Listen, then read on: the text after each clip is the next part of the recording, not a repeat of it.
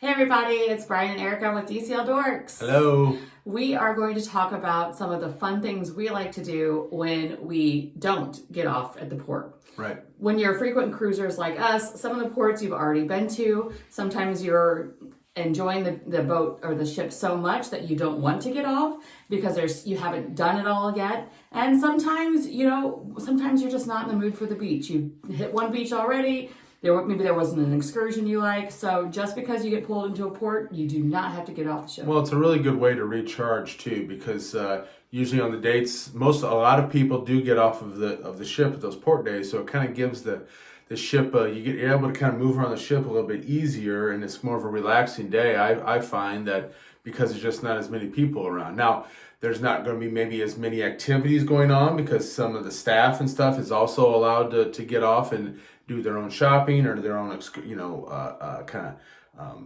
visiting at the port as well. But there's fewer guests on the ship, so it's kind of gives you an opportunity to kind of unwind a little bit.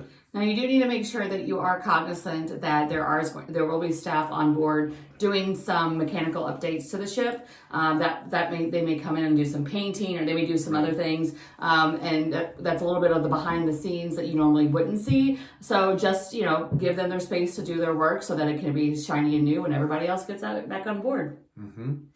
So the thing that I like to do is normally then you might sleep in a little bit, because a lot of times on those port days, the excursions, you're having to meet with your group at 7 a.m., 8 a.m., so you may not be able to have a nice leisurely breakfast. You're grabbing something quick, like a continental style or something, so you can meet your group before you can, get off on your port excursion. So on those days, I would like to go to one of the sit-down breakfast areas and just, sit, or even go to cabanas as well, but just take a more leisurely, longer breakfast to kind of take it easy. One of the things that the kids like to do, even whenever we don't get off the ship, is they like to get on the water slides, because if you're there with a lot of kids, those lines can get pretty long. They're up those steps and they can get pretty long. Our son rode it 11 times or something in a row on one of the last times we went on a family cruise together, just because he could. Mm-hmm. And then we even have ridden the water slides when we do that because there wasn't anybody around. So if you're one of those people that doesn't like to do foolish things in front of complete strangers, I am not that person. I'll do foolish things in front of people I know and don't know. But that's a great way to do that. Well, and then the other option you have is because you've got the movie theaters on board, and maybe there's a new release that came out that week while you're on, and you've been wanting to see it, and you've held off on, seeing it maybe the week before or something.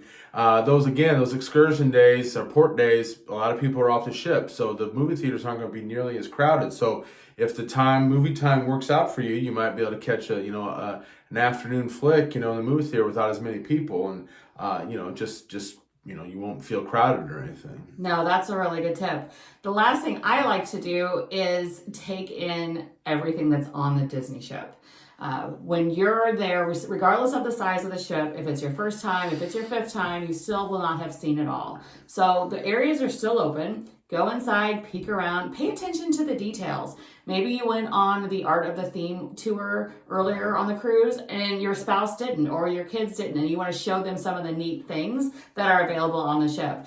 Looking at the different carpets, because the carpets vary on every floor. Right. Looking at just the details and the ornamental touches that they put in for the decoration. Everything has so much thought and love put into it that this is your chance to really soak that in and experience it without blocking someone's view, right, or and having the ability to get up there really close. Right. So those are our tips on what to do when you do not want to get off the ship at a port. We'll talk to you soon. All right. Bye-bye.